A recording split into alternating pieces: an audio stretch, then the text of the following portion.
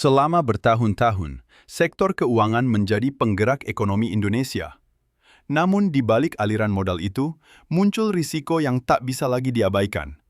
Deforestasi yang meningkat, konflik agraria yang terus terjadi, dan jutaan hektar perkebunan sawit ilegal, baik karena izin tidak lengkap atau beroperasi di dalam kawasan hutan. Dalam 2 tahun terakhir, laju deforestasi Indonesia naik menjadi 230.000 hektar pada 2022 dan 292.000 hektar pada 2023. Sejak 2020, Komnas HAM juga menerima lebih dari 1.600 laporan konflik agraria. Dan menurut SK Menhut nomor 36 tahun 2025, terdapat 1,1 juta hektar sawit di dalam kawasan hutan.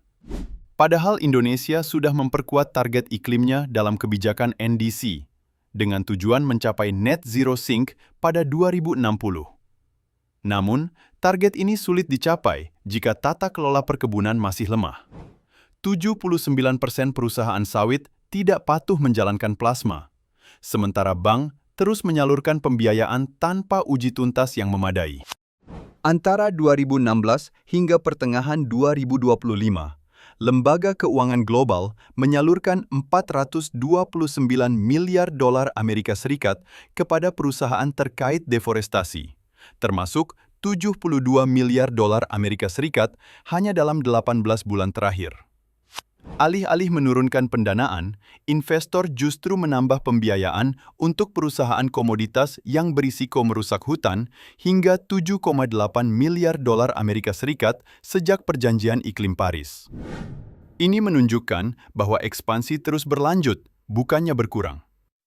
Untuk menjawab tantangan ini, TUK Indonesia bersama Pusat Studi Agraria, Lembaga Riset Internasional Pembangunan Sosial, Ekonomi dan Kawasan, IPB University, memperkenalkan Exclusion List sektor perkebunan sawit.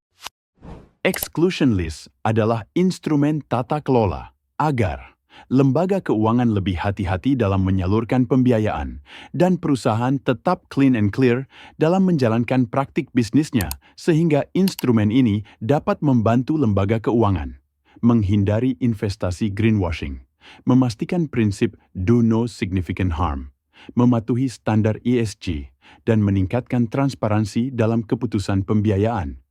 Melalui Greenwash Index, hasil asesmen perusahaan ditampilkan secara terbuka, dengan scoring dan kategori risiko dari very low hingga very high risk.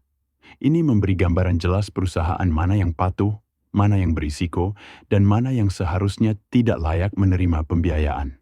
Karena setiap keputusan pembiayaan adalah keputusan tentang hutan kita, tentang hak masyarakat, dan tentang masa depan iklim Indonesia. Exclusion List sektor perkebunan sawit.